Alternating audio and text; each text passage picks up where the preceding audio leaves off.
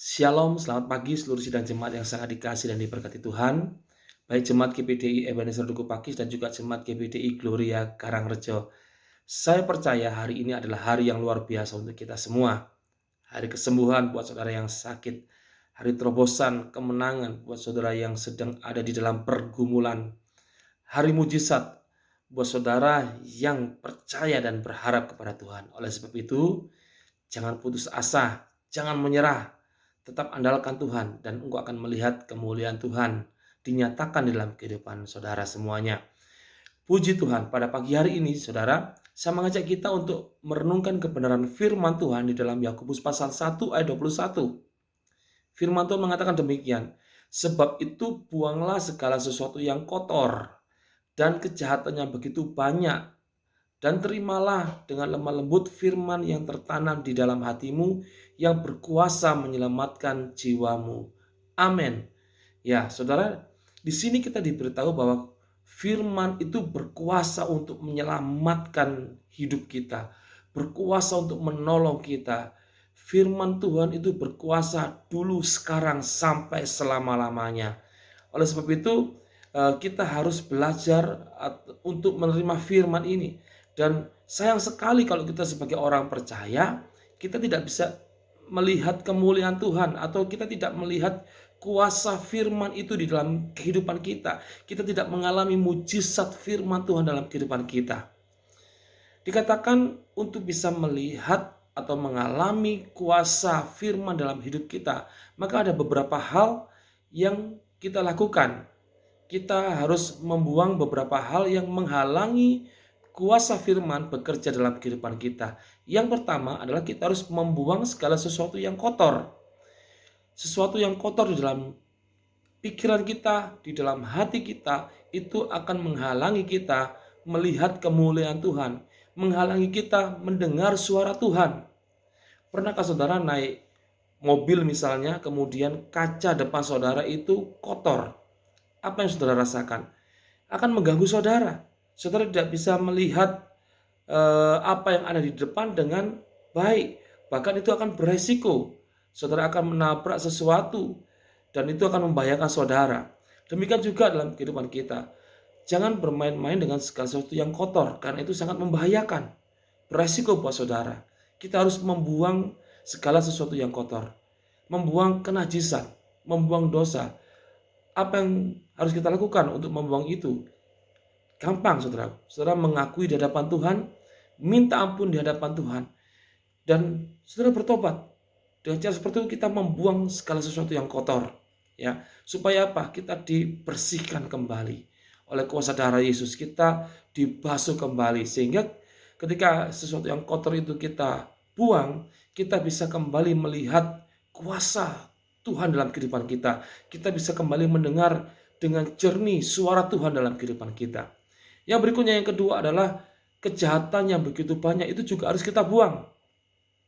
Kejahatan itu sesuatu yang muncul biasanya dari kepahitan.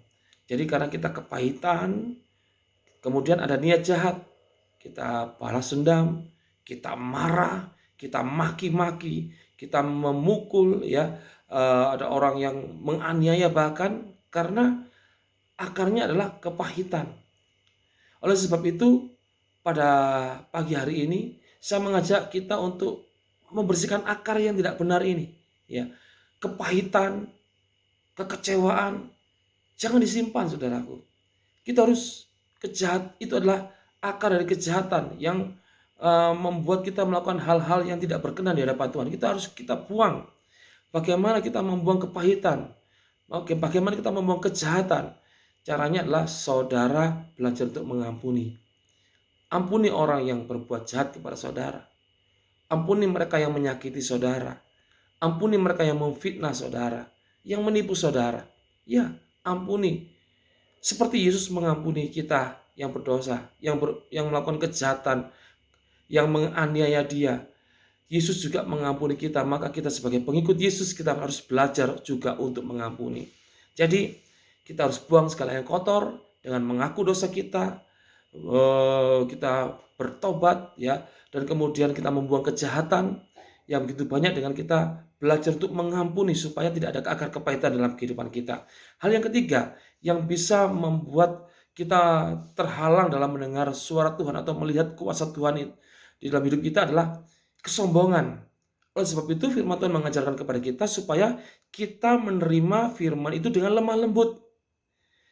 Ya, lemah lembut adalah kondisi yang baik supaya benih firman Tuhan itu bekerja dalam kehidupan kita. Jangan merasa sombong karena Tuhan itu menentang orang yang congkak. Tuhan menentang orang yang sombong. Jadilah orang yang rendah hati supaya firman itu bisa bertumbuh dalam kehidupan saudara. Supaya kuasa firman itu bisa bekerja dalam kehidupan saudara.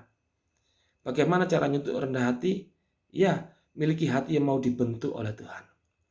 Tuhan, saya tahu saya punya banyak kekurangan. Oleh sebab itu saya terbuka dengan firman-Mu. Saya siap diubahkan oleh firman-Mu. Jangan saudara yang berusaha untuk mengubah firman Tuhan. Yang saudara mencari firman Tuhan yang sesuai dengan kehendak saudara.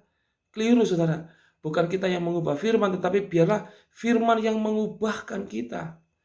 Firman yang kita aplikasikan dalam kehidupan kita. Dengan hal seperti itu maka kita akan melihat kuasa firman Tuhan bekerja sungguh nyata dalam kehidupan kita. Mari saudara, buang segala sesuatu yang kotor, buang kejahatan yang begitu banyak, dan milikilah kerendahan hati. Tuhan Yesus memberkati kita semua. Mari kita berdoa. Kamu berdoa Tuhan supaya seluruh jemaat Tuhan sepanjang hari ini boleh melihat kuasa firman bekerja dalam kehidupan mereka. Firman yang menyembuhkan, firman yang mengubahkan, firman yang memberkati, firman yang menguatkan, bekerja di dalam kehidupan seluruh jemaat Tuhan yang ada. Ajarkan kami Tuhan untuk membuang segala sesuatu yang kotor, membuang segala kejahatan, dan dengan lemah lembut kami menerima kebenaran firman-Mu. Ketika kami melakukan hal ini, kami percaya bahwa kami akan melihat kuasa firman Tuhan bekerja di dalam kehidupan kami semuanya. Berkati seluruh jemaat Tuhan yang ada, di dalam nama Tuhan Yesus Kristus, semua yang percaya dan diberkati. Sama-sama kita katakan, amin. Selamat beraktivitas Bapak Ibu semuanya, Tuhan Yesus memberkati.